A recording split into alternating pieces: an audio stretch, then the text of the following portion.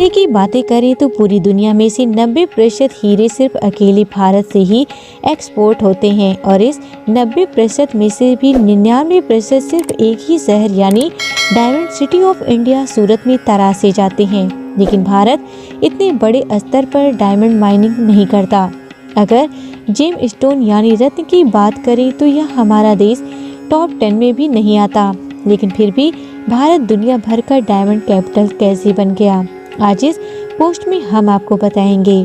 साल 1726 तक पूरी दुनिया में सिर्फ एक ही देश था जहां डायमंड मिलते थे और वह था अपना देश भारत, जहां मध्य प्रदेश के पन्ना में दुनिया के सारे डायमंड माइन किए जाते थे। लेकिन उस समय पर सूरत डायमंड से बहुत ही दूर हुआ करता था। The diamond city of India Surat में टेक्सटाइल और इंपोर्ट एक्सपोर्ट के बिजनेस पर ज़्यादा ध्यान दिया जाता था। तो सूरत इसके बीच में कहां से आता है, इसके बारे में जानने से पहले हमें डायमंड का बिजनेस किस तरीके का बिजनेस है यह जानने की ज़रूरत है। दोस्तों, हीरे दुर्लभ नहीं होते, यानी इनकी खोज इतना ज़्यादा भी मुश्किल काम नहीं है। अगर हम ज्वेलरी वाले स्टोन की बात करें जैसे डायमंड या रूबी, कोई भी जेम स्टोन ले, इन सब में डायमंड सबसे ज़्यादा आम होता है और दुनिया में एक बहुत ही बड़ी मात्रा में डायमंड माइन किया जाता है। साल 1800 तक China, Brazil, Canada, Australia, Tanzania और साउथ अफ्रीका आदि जैसे देशों में डायमंड मिलना शुरू हो गए थे।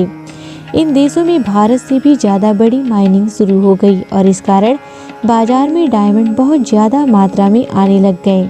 और जैसा आप जानते हैं कि बिजनेस में डिमांड और सप्लाई में डिमांड बहुत ज़्यादा हो जाए तो इसकी वजह से प्रोडक्ट की वैल्यू कम हो जाती है। और इसी कारण क्योंकि अभी दुनिया में बहुत ज़्यादा जगह पर डायमंड मिल रहे हैं, डायमंड की वैल्यू कम होना शुरू हो गई। उस समय पर डायमंड का मुख्य बाजार अमेरिका और यूरोप के देशों में ही होता था। लेकिन फिर भी लोगों में यह जानकारी थी कि डायमंड इतना भी ज़्यादा कीमती स्टोन नहीं है, इसके लिए डायमंड को बहुत ही सस्ता माना जाता था। इसीलिए ज़्यादा महंगी ज्वेलरी में डायमंड का इस्तेमाल नहीं किया जाता था। अगर आपको कभी मौका मिलता है कोई बहुत पुरानी ज्वेलरी देखने का, तब आपको पता लगेगा इसके अंदर डायमंड का बहुत ही कम इस्तेमाल किया जाता है या फिर इस्तेमाल किया ही नहीं जाता। लेकिन इसकी वजह से डायमंड में डील करने वाले बिजनेस का बहुत ज़्यादा नुकसान होने लगा और उनके प्रॉफिट भी इतने ज़्यादा अच्छे नहीं हो रहे थे। लेकिन इसके बाद में डीपीएस कॉरपोरेशन ने ज़बरदस्त पहले तो हीरे की माइनिंग पर रोक लगाने की कोशिश की और छोटे देशों में पैसे और उसका इस्तेमाल करते हुए हीरे की माइनिंग सप्लाई सीमित कर दी। ऐसा करके बाजार में थोड़ी आर्टिफिशियल शॉर्टेज यानी नकली कमी बनाई गई। इसके कारण डायमंड की कीमतें थोड़ी सी बढ़ गईं, लेकिन वह काम वो ज़्यादा सालों तक नहीं कर पाए।